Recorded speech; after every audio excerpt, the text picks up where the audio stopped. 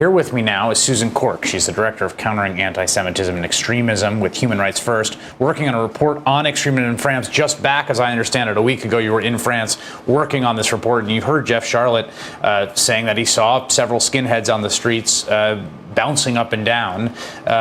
If there was one thing unmasked by the Charlie Hebdo attack, it was all of these very profound and intense tensions straining underneath French society. What did you learn when you were there doing this report? Well, we've been monitoring trends in France with concern, over at least the past year.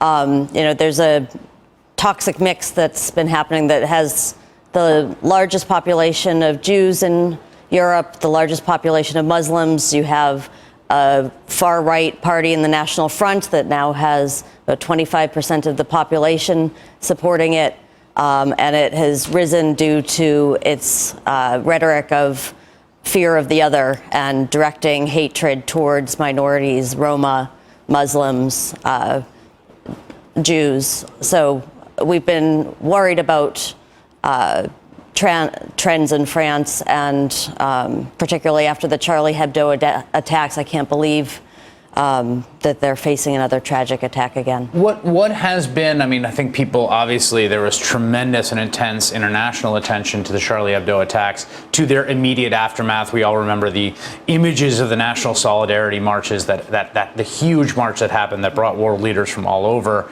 But there's been little follow-up in terms of what that's meant in the political situation. France finds itself now with a very unpopular president, Francois Hollande, whose approval rating, if I'm not mistaken, and 2 weeks ago is hovering at 20% going into regional elections.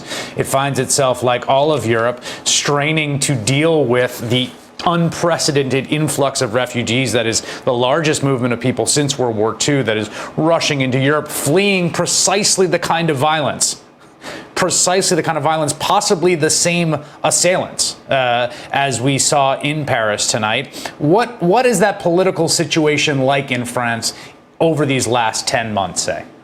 Well, interestingly, I just returned on Wednesday night, and what I was there doing was meeting with a lot of French officials in the Ministry of the Interior, Ministry of Education, Prime Minister's office, the agency responsible for combating racism and anti-Semitism, discussing what they're doing about this, how they're seeing these trends, urging greater action and solidarity with the U.S. and other European nations.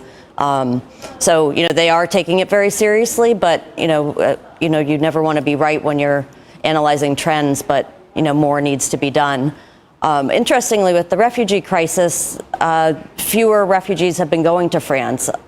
Our reporting has told us that it's seen by the refugees as an inhospitable environment. These trends of racism and xenophobia have kept the refugees away, except for Calais, and they're desperate to get out of France and get to the UK. We should note that there's obviously, in the aftermath of today, there's been a lot of discussion of the refugees, even here domestically. A Republican congressman from South Carolina, Jeff Duncan, tweeting, "How's that Syrian refugee resettlement look now? How about that mass migration into Europe? Terrorism is alive and well in the world.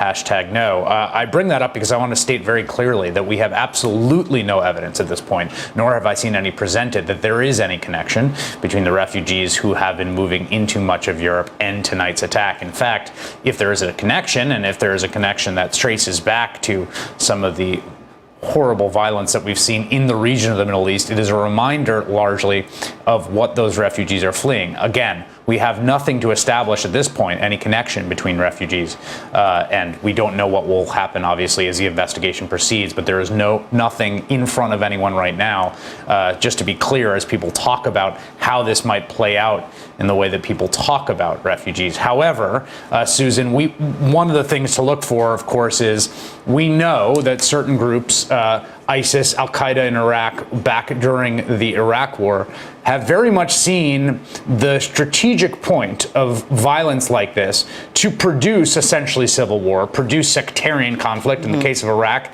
it was intentionally done to pit Sunni and Shia against each other. And ISIS issuing a statement in the wake of Charlie Hebdo, which they celebrated and which Ahmed Coulibaly said he was an ISIS supporter, that there will, if I'm recalling this correctly, be no more gray zone of coexistence between Muslims and the West, essentially saying we want to make it so that you will have to choose sides.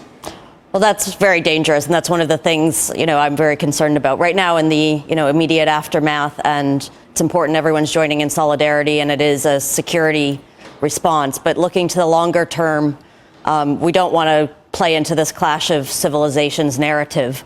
In the longer term, for longer term security, what we need is tolerant, inclusive societies where people are respecting rights and not creating the conditions for another violent attack. We need to be working in the longer term to have security, and have security be protection of rights and respect for the other. All right, Susan Cork, Director of Countering Anti-Semitism and Extremism at Human Rights First, who just got back from France, where she was talking to French officials about the situation in that country, and then got back to find this out. Thank you, Susan, for your time.